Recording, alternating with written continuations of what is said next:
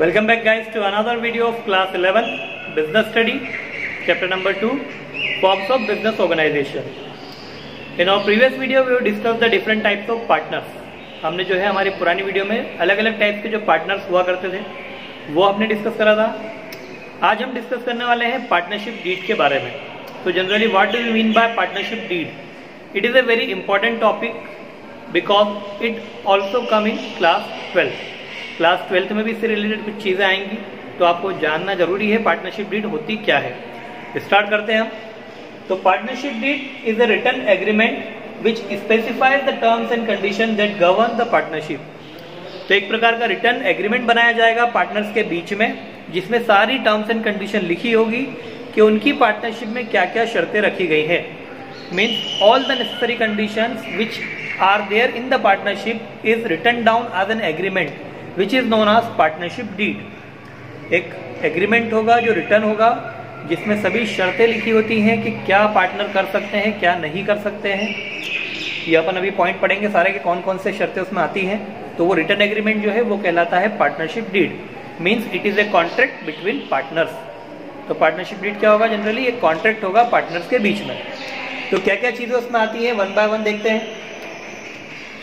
First आता है उसके अंदर वो है name of the firm. Company का नाम आएगा, कौन सी कंपनी वो लोग चला रहे हैं. The nature of business and location. Business कहाँ पर है, क्या काम करता है या किस चीज का बिजनेस है. ड्यूरेशन, कितने समय के लिए उन्होंने स्टार्ट करा है. कुछ लोग रहते हैं जनरली वो जो है वो 2 साल के लिए पार्टनरशिप रखते हैं कि हम 2 साल साथ काम करेंगे, कुछ 5 साल हम काम करेंगे, थोड़ा और ज्यादा करेंगे. Investment, how much investment are made by each partner. हर एक पार्टनर कितना इन्वेस्टमेंट उसमें करने जा रहा है वो इसके अंदर आएगा. Distribution of profit and loss. Profit and loss जो भी होगा उसको किस प्रकार पार्टनर्स के बीच में डिस्ट्रीब्यूट किया जाएगा. Duties of partner. पार्टनर के क्या क्या काम होंगे, कौन कौन से डिसीजन में, कौन कौन से मैनेजरियल फंक्शन में वो पार्टिसिपेट करेगा. Salaries and withdrawals of partner. Partners को क्या सैलरी मिलेगी और कितना पैसा वो बिजनेस से निकाल सकते हैं. टर्म्स फॉर एडमिशन और रिटायरमेंट. अगर कोई नया पार्टनर एडमिट किया जाता है तो उसके लिए क्या कंडीशन होंगी और अगर कोई पार्टनर रिटायर होना चाहता है तो उसके लिए क्या कंडीशंस होंगी. Interest on capital and drawing. अगर पार्टनर अगर पार्टनर कैपिटल लेकर आ रहा है तो क्या इंटरेस्ट उसको मिलेगा और अगर वो ड्राइंग कर रहा है तो कितना इंटरेस्ट उसको पे करना होगा.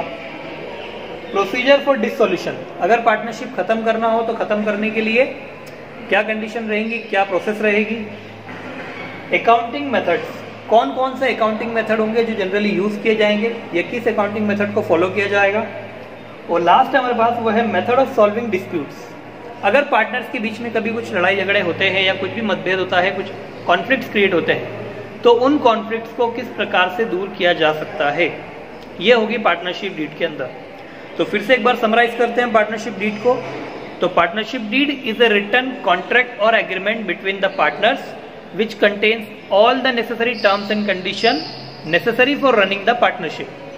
पार्टनरशिप को चलाने के लिए वो सारी शर्तें, वो सारे नियम जो जरूरी हैं उनको मिलाकर एक कॉन्ट्रैक्ट बनाया जाता है जिसको कहा जाता है पार्टनरशिप डीड. इसमें सारी बातें लिखी रहती हैं पार्टनरशिप डीड से रिलेटेड. ठीक है. After completing all the partnership content of partnership did the partnership goes for registration. जब पार्टनरशिप डीड कंप्लीट हो चुकी है, सारी टर्म्स एंड कंडीशन डिसाइड कर ली गई है पार्टनर्स के द्वारा, तो अब वो जाते हैं रजिस्ट्रेशन के लिए पार्टनरशिप फर्म के लिए. क्या पार्टनरशिप फर्म का रजिस्ट्रेशन जरूरी है या कंपलसरी है? तो no. Registration of partnership firm is not compulsory, it is optional. ये ऑप्शनल प्रोसेस होता है. इसके लिए कोई कंपल्शन नहीं है कि रजिस्ट्रेशन करना ही होगा. अगर वो चाहें तो इसको रजिस्टर ना करें, लेकिन अगर रजिस्टर करेंगे तो फायदे मिलेंगे और रजिस्ट्रेशन नहीं करेंगे तो फिर नुकसान होंगे. क्या नुकसान होंगे रजिस्ट्रेशन ना करने के देखते हैं हम. तो वो एक ही है जिसमें आपको बता देते हैं क्लियर हम कि in case a firm does not get registered then it can not file a suit against the firm और अदर पार्टनर और एनी अदर थर्ड पार्टी. अगर पार्टनरशिप फर्म को रजिस्टर नहीं किया गया तो फिर कंपनी का या फर्म का कोई भी पार्टनर किसी पार्टनर के अगेंस्ट, फर्म के अगेंस्ट या किसी थर्ड पर्सन के अगेंस्ट में केस फाइल नहीं कर सकता क्योंकि उसका फर्म रजिस्टर्ड नहीं है. तो इस कारण से वो कोर्ट केस वगैरह नहीं कर सकते। तो इसलिए अगर बेनिफिट चाहिए बाद में, ऐसा ना हो कि पार्टनर्स धोखा दे दें या पार्टनर्स कुछ गलत कर दें या जैसा डिसाइड किया था वैसा ना हो, कुछ और हो रहा है, तो उसके लिए जो है पार्टनरशिप फर्म को रजिस्टर करना ज़रूरी है। तो क्या प्रोसेस है उसकी?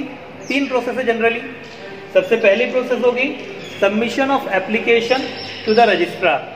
एक रजिस्ट्रार होगा जिसके ऑफिस में जाके जो पार्टनरशिप फर्म की जो भी डिटेल्स है, नेसेसरी डिटेल्स, नाम, लोकेशन, कंडीशन, ये सारी चीज़ें, वो सब एक प्रिस्क्राइब्ड फॉर्मेट में जाकर सबमिट करना। सेकंड है हमारे पास डिपॉजिट ऑफ रिक्वायर्ड फीस।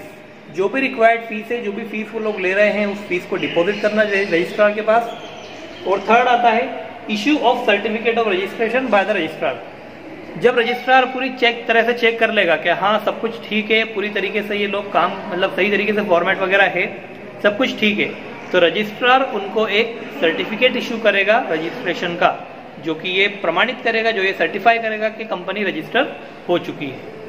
सो ये थी हमारी पार्टनरशिप डीड से रिलेटेड बातें, और पार्टनरशिप के बारे में पूरी हम डिटेल जो है वो पढ़ चुके हैं। That's all for today. Thank you. Have a nice day.